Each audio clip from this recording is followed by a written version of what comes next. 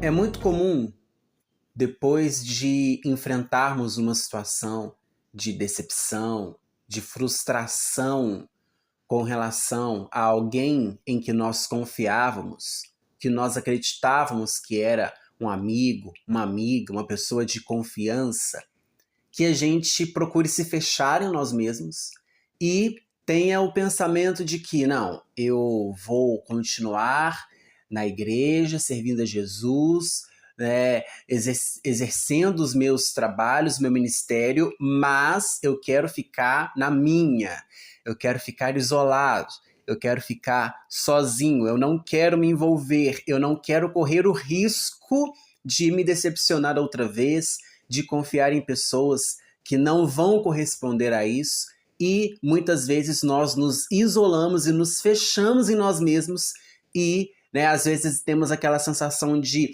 alívio. Não, agora é eu e Deus e é tudo mais fácil.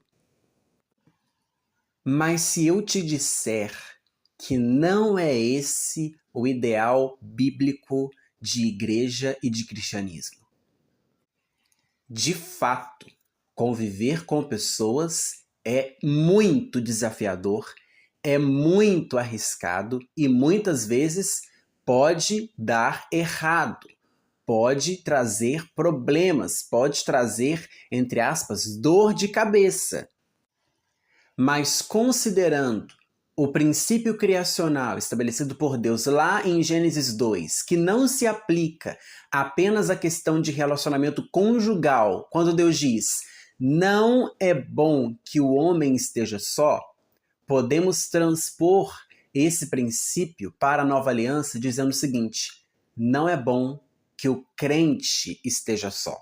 Não é bom que o jovem cristão esteja só. E aí, nesse caso, podemos ainda parafrasear esse versículo, né? Quando Deus diz: far-lhe-ei uma adjutora para que esteja diante dele.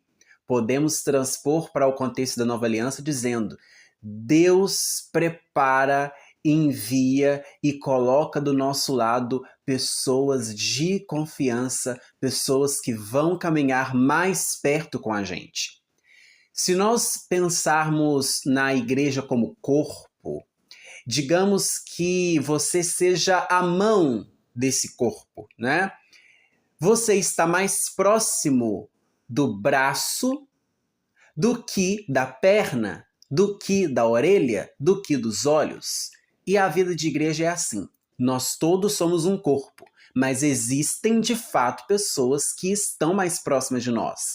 Não no sentido geográfico simplesmente, mas são pessoas que caminham mais próximo com a gente, são pessoas que, mesmo sem que haja necessariamente uma afinidade prévia, se aproximam de nós e a gente começa involuntariamente a desenvolver algum relacionamento de amizade, né? Amizades espirituais, assim, né? Os órgãos do corpo que ficam mais próximos, mais juntos, é o próprio Deus quem indica. Não somos nós quem escolhemos as amizades espirituais com quem vamos caminhar. Aqui eu não estou falando de amigo no sentido ou utilizando o conceito comum daquela pessoa que você gosta. Não é isso. Estou falando de amizades espirituais.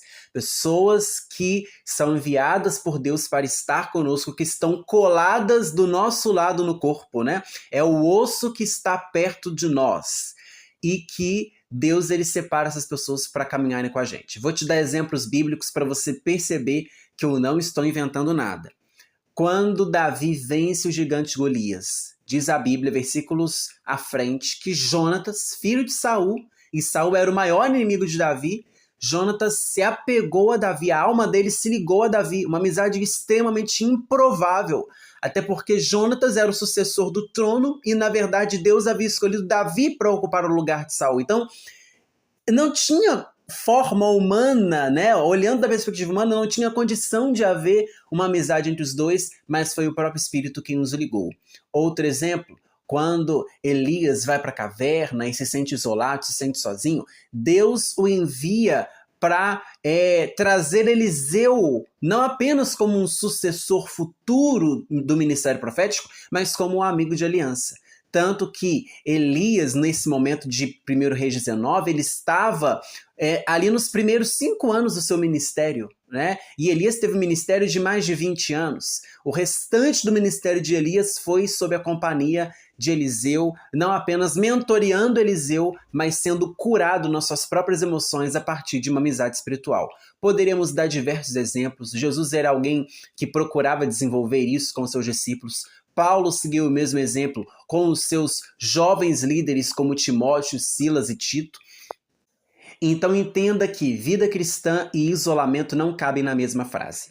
Vida cristã e eu, Deus e mais ninguém não cabe na mesma frase. Deus nos fez uns para os outros, Deus nos fez para o relacionamento e o seu desafio é não procurar pessoas que você julga ser de confiança para se aproximar, mas pedir a Deus que aproxime de você, que faça com que pessoas entrem no seu caminho para mostrar a você, provar a você que é possível desenvolver uma amizade de confiança, de confidencialidade, mesmo num ambiente em que às vezes temos tantas desconfianças e pessoas que de fato não podem estar próximas de nós porque não vão agregar nada de positivo a nós. Mas o próprio Deus é aquele quem separa, quem envia e quem une pessoas. E aqui eu estou não falando no sentido de relacionamento conjugal. Poderemos depois ter outros conteúdos sobre isso, mas estamos falando de amizades espirituais, de pessoas que vão orar com você, que vão ler a Bíblia com você,